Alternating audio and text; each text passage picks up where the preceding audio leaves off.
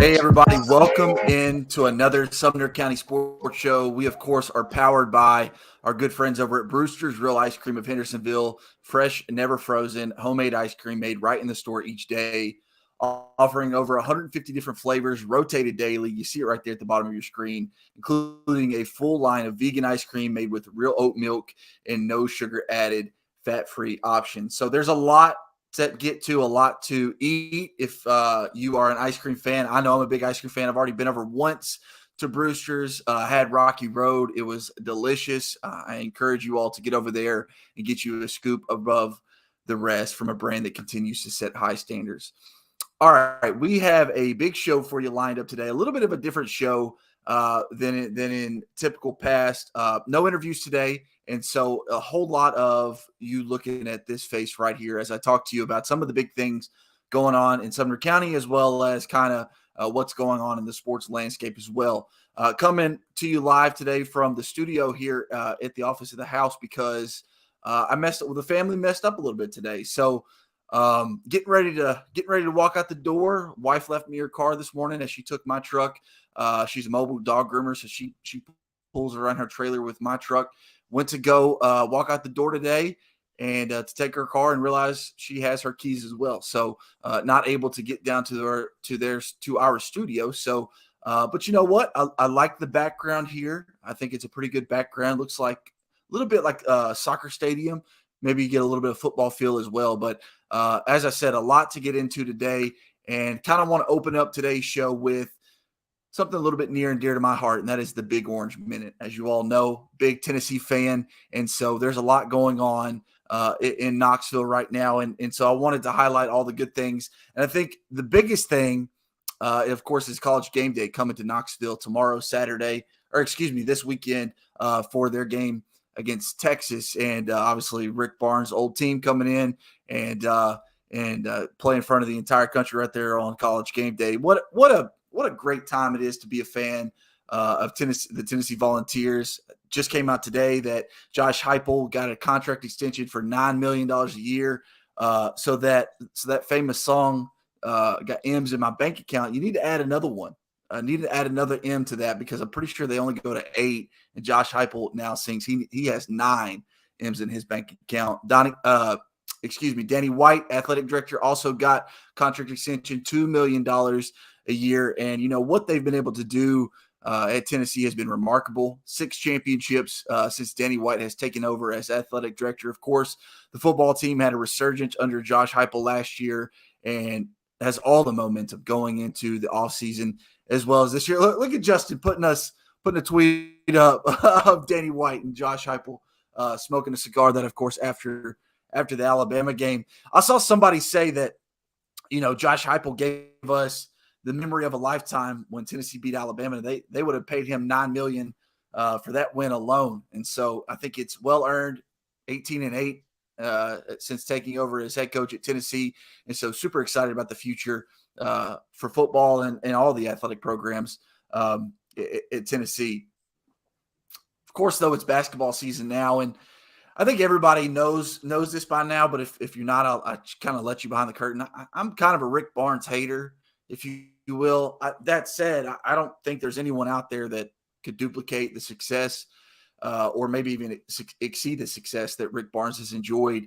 I don't think the grass is greener on the other side, but I think we have all seen the ceiling for his teams and his programs. We saw it last year. We've seen it 2019, 2020.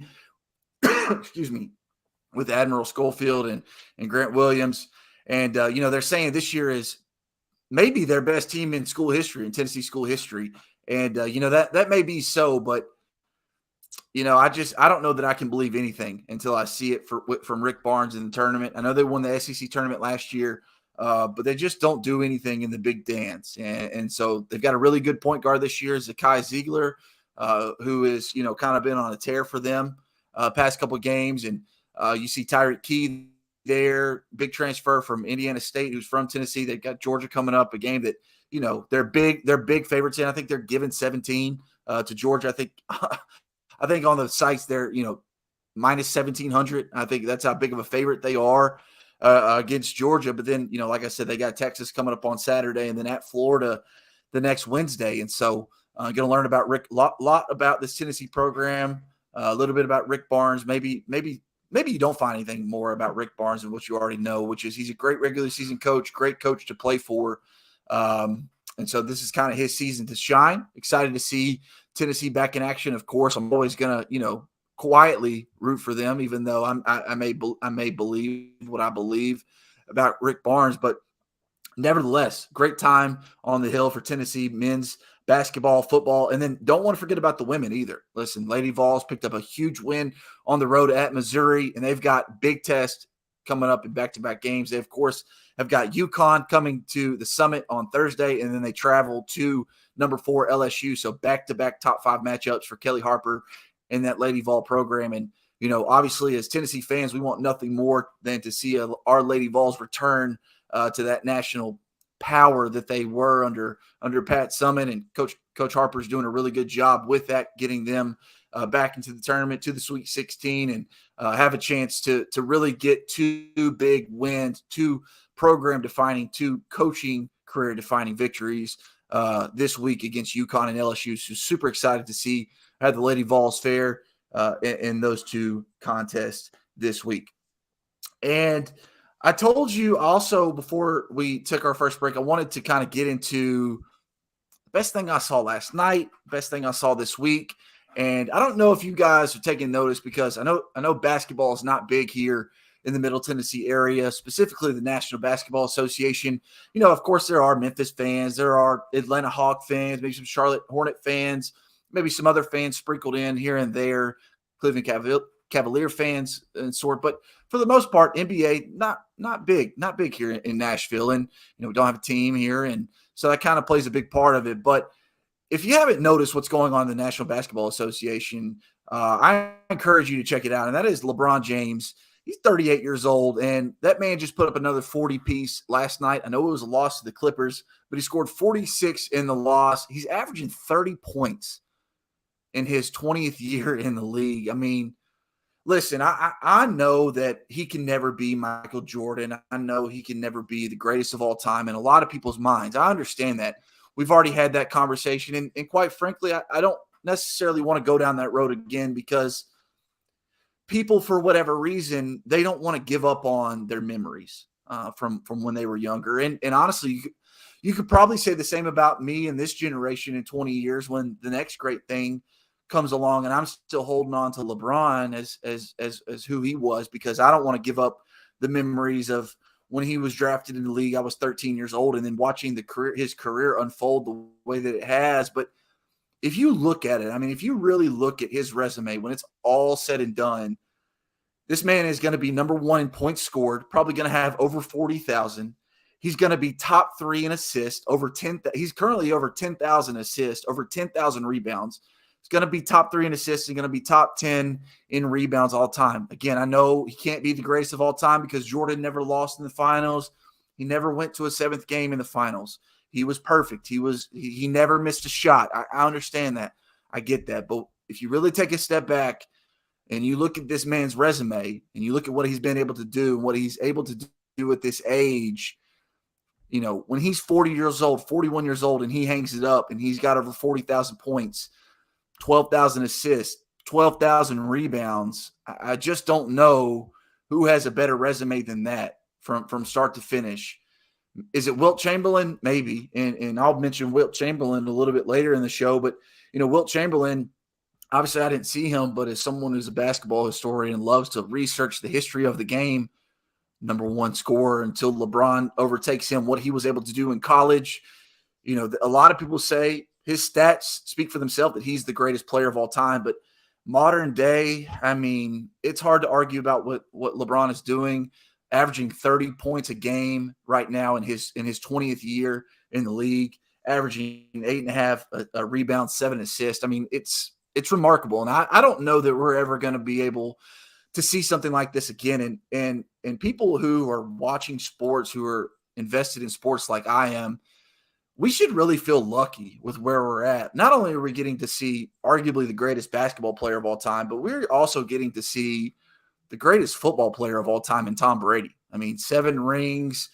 You can argue that, He had great defenses in New England, and there's always going to be people that argue against that. But being able to sit back and appreciate the greatness that is watching guys like LeBron and Tom Brady, I never want to take that for granted, because I took guys like Kobe for granted for so long. I didn't start to appreciate Kobe until maybe his 4 years left in his career, and then I started appreciating him, and that's when I realized, like, hey, these greats, they don't come around all that often, and when they do come around, maybe not be a hater. Maybe not be a hater. Maybe I should take my own advice with Rick Barnes. Maybe I shouldn't be a hater, and I should really just take a step back and appreciate the greatness that is in front of me. And so LeBron James last night scoring 46, averaging 30, at his age is simply remarkable. And so I'm just grateful to be able to witness, LeBron James and Tom Brady at their peak, and being able to accomplish the things and do the things that they've done. So that's kind of what my best thing that I saw this week last night was. And so, Justin, we're going to take a quick break, but when we do, we're going to come back and we're going to jump into the NFL divisional round as well as conference championship preview. We're going to do local hoops talk, Fab 15, and more this day in history. So don't go anywhere. This is the Sumner County Sports Show, powered by Brewster's Real Ice Cream.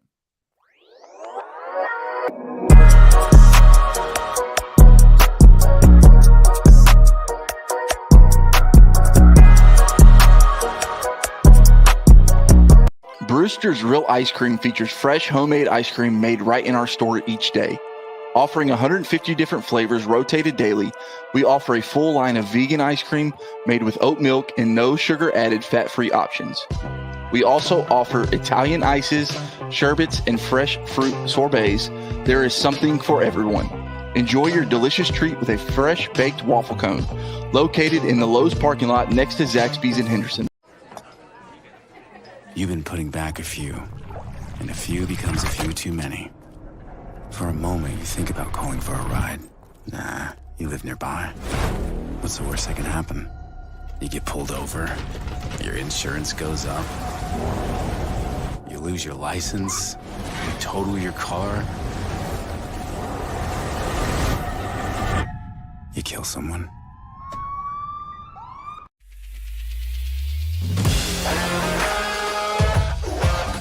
Hockey in Music City just hits different. It's one big honky-tonk party. It's the sea of gold in the crowd. The goals, the saves, the celebrations. It's an experience like no other. Don't miss a minute of the action this season. Visit NashvillePredators.com/tickets to get your seats today. That's NashvillePredators.com/tickets. And we'll see you at Bridgestone Arena.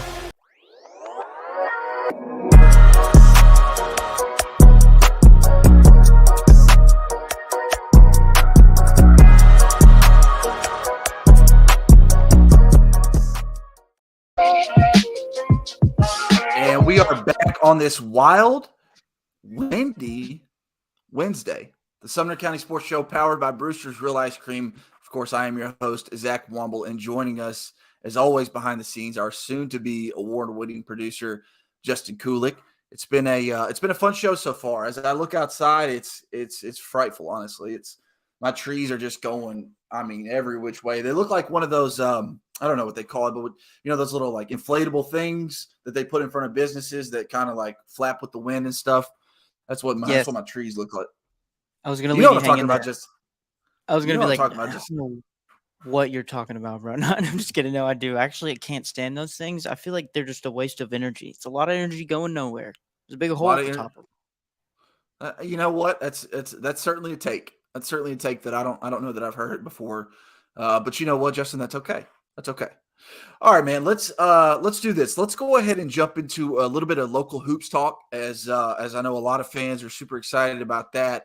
And basketball season, we're kind of right in the heart of it, and right here, whether it's District 10 4A, whether it's District 9 3A, whether it's District 6 2A, Division 2 AA, we're kind of all over the place here in Sumner County. We have 10 schools that compete on the hardwood, and so in no particular order, we can start with 9 3A, which is Portland, Liberty Creek, and White House, and it's kind of funny. They go on the boys' side. It goes Portland, White House, Liberty Creek in that 3, 4, 5 spot. Portland at 3 and 2, White House 3-3, and Liberty Creek 2-4.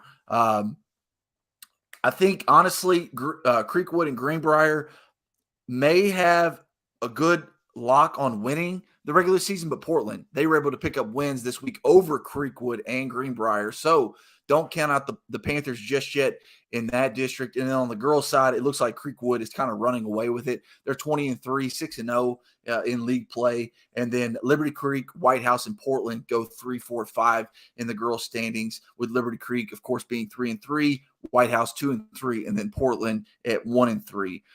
Division II boys, which is obviously Pope Prep, they're in fourth place currently right now. They actually get the head-to-head tiebreaker with Lipscomb Academy as they beat the Mustangs earlier this year. And then on the girls' side, they're 7-12, 2-6 in league play, so they're in seventh place. They've got 2 wins over St. Cecilia, one of which came this week for the Pope Prep Lady Knights. And then 10-4A, District 10-4A, on the boys and girls side, you got Beach in first place at 16-6 on the boys side, and then 13-10 on the girls side.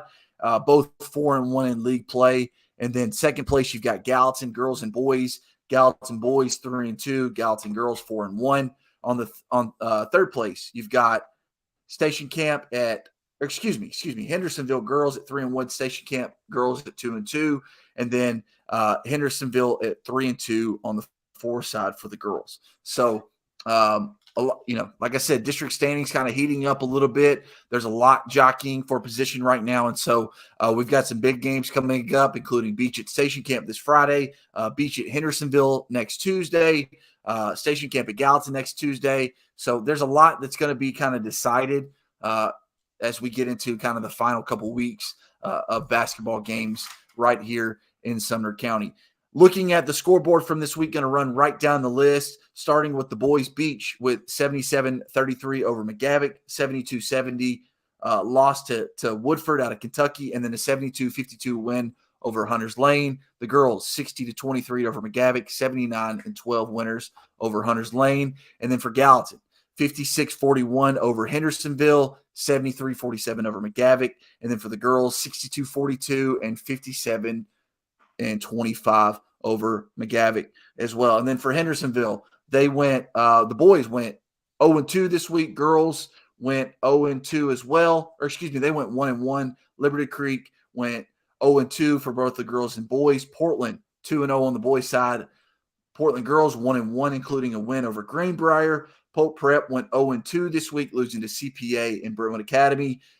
And then the girls went 1-1, beating St. Cecilia, then losing to Brentwood Academy. And then Station Camp boys go 2-0 this week, defeating Hendersonville and Hunters Lane. The girls also 2-0 this week, defeating Hunters Lane and Hendersonville. And then White House, they were losers over Creekwood, and then winners over Liberty Creek. And then on the girls, losers, Creekwood 69-34, and then over the Liberty Creek 53-30. So I kind of stumbled through that. I'm not going to lie. That was kind of a tough read for me on that one. I guess I didn't plan that one out too well, Justin. But what we're going to do is we're going to take a quick break. When we come back, we're going to do some NFL divisional round, conference championship talk, and then I'll close it out with this day in history. Don't go anywhere. This is the Sumner County Sports Show powered by Brewster's Real Ice Cream.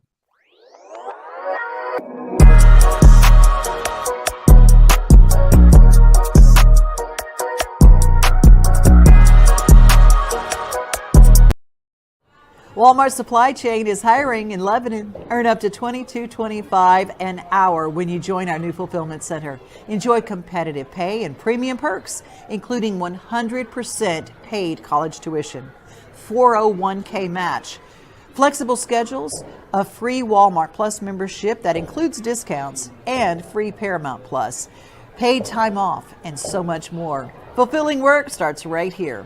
Text JOIN to 240-240. That's JOIN 240-240 to apply now. Brewster's Real Ice Cream features fresh homemade ice cream made right in our store each day. Offering 150 different flavors rotated daily, we offer a full line of vegan ice cream made with oat milk and no sugar added fat-free options. We also offer Italian ices, sherbets, and fresh fruit sorbets. There is something for everyone. Enjoy your delicious treat with a fresh baked waffle cone located in the Lowe's parking lot next to Zaxby's in Hendersonville.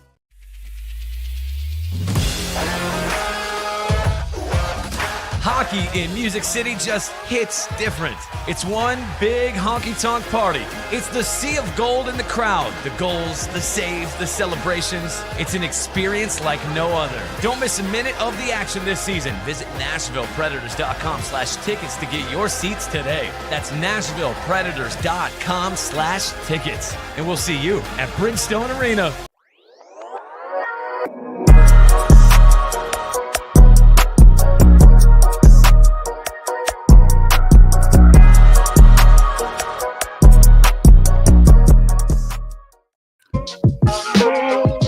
We are back for the final segment of the Sumner County Sports Show, powered by Brewster's Real Ice Cream.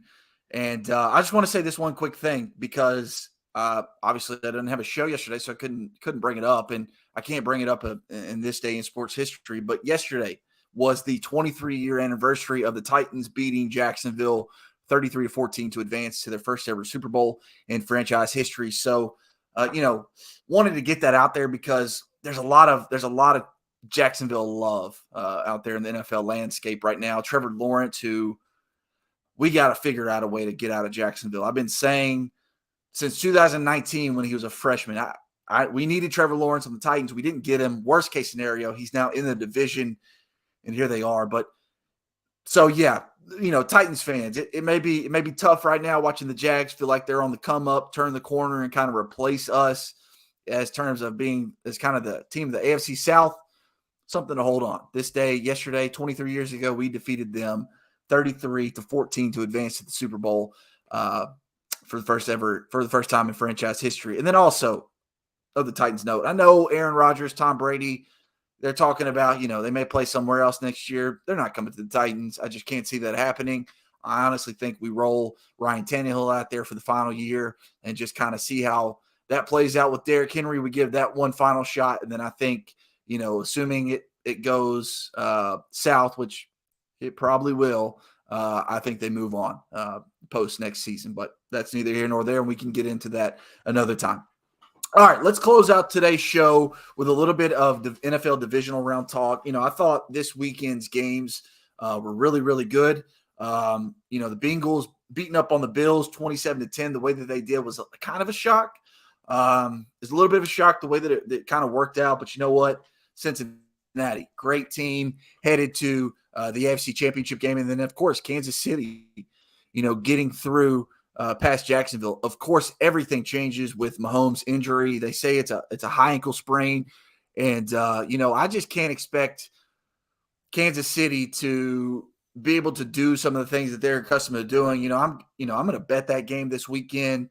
And honestly, I'm kind of all in on the Bengals. And right now, they're the over-under is at 47, and they're getting a point, they're giving a point right now. It feels like they're begging you to take Kansas City, with Kansas City getting 2.5, depending on kind of where you're looking at and things of that nature. But I just can't see any way that the Chiefs can score with the Bengals, and especially with Mahomes not being able to roll out of the pocket and do the things that he does. I actually think Cincinnati's going to handle them kind of with ease, to be honest with you. And as far as the other game, 49ers-Eagles, I really have no idea how that one's going to shake out. It really is going to be a battle of the defensive lines. I mean, if you look at both of them, of course, San Francisco led by Nick Bosa on the defensive line, but the Eagles, they've got some really good defensive players as well. Fletcher Cox, Jordan Davis, and Ndamukong Suh is their third defensive tackle, for goodness sake. And so I think they're going to be able to stop the run, and they're going to make Brock Purdy beat them through the air. And I just don't know that with C.J. Gardner-Johnson, Darius Slay, and the defensive secondary for Philadelphia, I don't know that San Francisco can get it done through the air. And to further that point, if Philadelphia gets out in front by 10, 14, I don't know that San Francisco is capable of running that type of offense. I think they want to establish the run first and then let Brock Purdy kind of be able to manage that game. But, if Philly comes out and punches them in the mouth early and gets up by a couple scores, I think San Francisco could be in real big trouble. And depending on where you're getting that line, I think the Eagles are given 2.5, over under at 46.5. And you see right there, Justin showing 16-3. I mean, Brock Purdy has balled out. I'm on the Purdy train, man. There's no doubt about it. He has balled out. But Philly has kind of been on a tear this season, and I just think that led by Jalen Hurts, that defense, but that said, listen, Jalen Hurts got a shoulder injury. If he lands on that, much like Mahomes, and he's taken out of the game, then obviously the game completely changes. But I think early bets. If I'm going with anybody, I'm rolling with the Bengals and Eagles this week, and I just think that they're Philly and Cincinnati are destined for the Super Bowl, and I'll play next week my cold take of the year, which is back in March saying that Cincinnati wouldn't make it to the playoffs, and here they are in the AFC Championship game, and I even went a step further saying that Zach Taylor would get fired because they would underperform. And I felt good about it the first 2 weeks of the season because they were terrible. And then they decided to win 13 out of 15 and make me look absolutely silly. So, Bengals, really good team, and I expect them to kind of be in the Super Bowl against Philly. And, we'll see how it plays out. What about you, Justin? Who's kind of your Super Bowl pick this year? Man, I agree with a lot of what you said. I think the Bengals will handle the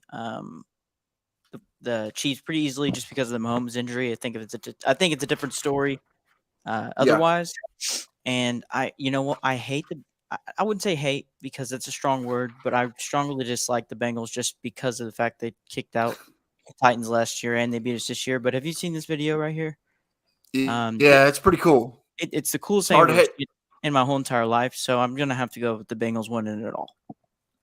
Yeah, I mean, Joe is cool for sure, and makes you want to root for Burrow, absolutely. And I don't know if you saw what the Bills GM said today, but it was pretty interesting. If no one's seen it, I encourage you to go check it out.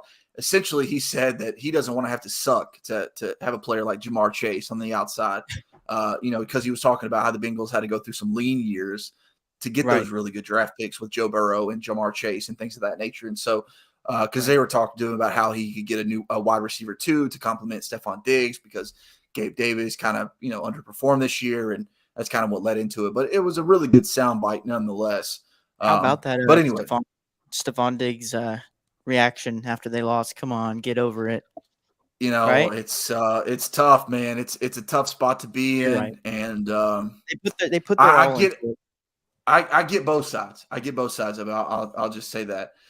Justin, let's we got a couple minutes, so let's close out the show with a couple celebrity birthdays in this day in entertainment. I'm just going to run straight through it if you don't mind. Alicia Keys, although you can't give me birthdays. Alicia Keys, how old do you think Alicia Keys is? So I tell you said I do give you birthdays or what? Yeah, give me the birthday. Okay, she is 51. 42. Oh, that's not nice of me. And then Patrick Willis, former San Francisco 49ers linebacker. 44. 37. This movie was released in 2008 with it's a fighting I'm trying not to give it away, but like all my clues would give it away. It's like it's a war movie. It's a war movie. It's been done before. It was a remake. I'm trying. What's that? Tropic Thunder? No, Rambo. Oh, what was going to be your example? Were you going to try to act like Sylvester Stallone? Yes, I was. I was going to give a Sylvester Stallone impersonation, but I decided that's why I was like,